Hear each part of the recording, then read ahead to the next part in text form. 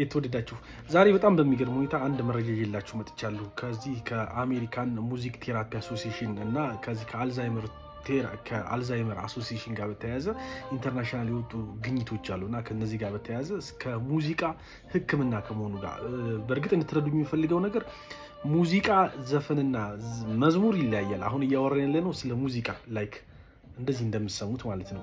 ሙዚቃ በጣም በሚገርማቸው ሁኔታ ዘርፈ ብዙ ፋይዳዎች አሉት። ለምሳሌ አንዱን ካየን ከዚህ ከጭንቀት ከውጥረት ጋር በተያያዘ ኮርቲሶል የሚባል የጭንቀት ሆርሞኑን በመቀነስ ዶፓሚን እና እንደ ኦክሲቶሲን የሚባሉ የደስታ ሆርሞኖች እንዲመረቱ ከማድረግ አንጻር ትልቅ ፋይዳ አለው። አንደኛው የጭንቀት ወይም የውጥረት መድኃኒት ነው። በማንኛውም ስሜት ውስጥ ስንሆን ማለት ነው። የልብ ምትን የማስተካከል በጣም የሚገርም አስተዋጽኦ አለው። ሌላው በጣም የሚገርመው ሪሰንትሊ የአልዛይመር አሶሲዬሽን ኢንተርናሽናል እንዳወጣው ከሆነ በጣም በሚገርም ሁኔታ የማስታወስ አቅምን ከማጎልበት ጋር በተያያዘ ሙዚቃ በጣም የሚገርም ፋይዳ እንዳለው ጥናቶች ያሳያሉ። ሌላው በጣም የሚገርመው አሁንም ሪሰንት ጥናት እንደሚያሳየው ሙሉ እንዲያውም በእንግሊዝኛው ምን ይሉታል ፉል ቦዲ ወርክአውት ፎር ብሬን ነው የሚሉት። ሙዚቃ መላ አካላታችን የመላ አካል ስፖርት ነው። ሙዚቃ በራሱ ማድመጥ ወይም መጫወት ሙዚቃ ነው ማለት ነው።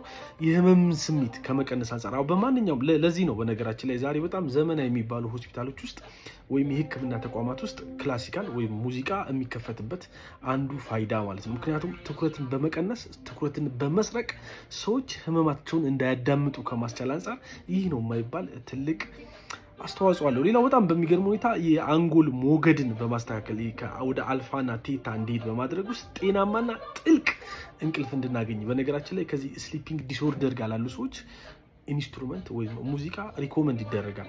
እነዚህን መሰል ፋይዳዎች እንዳሉት በጣም ሌላው የሚገርመው በሽታን የመከላከል አቅምን ራሱ ከማጎልበት ጋር በተያያዘ ኦፍኮርስ እንቅልፍን ጋር በተያያዘ ብቻ ሳይሆን ከስትረስ ጋር በተያያዘ ሕክምና ከሆነ በሽታ የመከላከል አቅማችንን ከማጎልበት አንጻር ትልቅ ፋይዳ ሊኖረው እንደሚችል ግልጽ ነው። ሞክሩት። ሙዚቃ ዘፈን ወይም መዝሙር አላልኩም፣ ሙዚቃ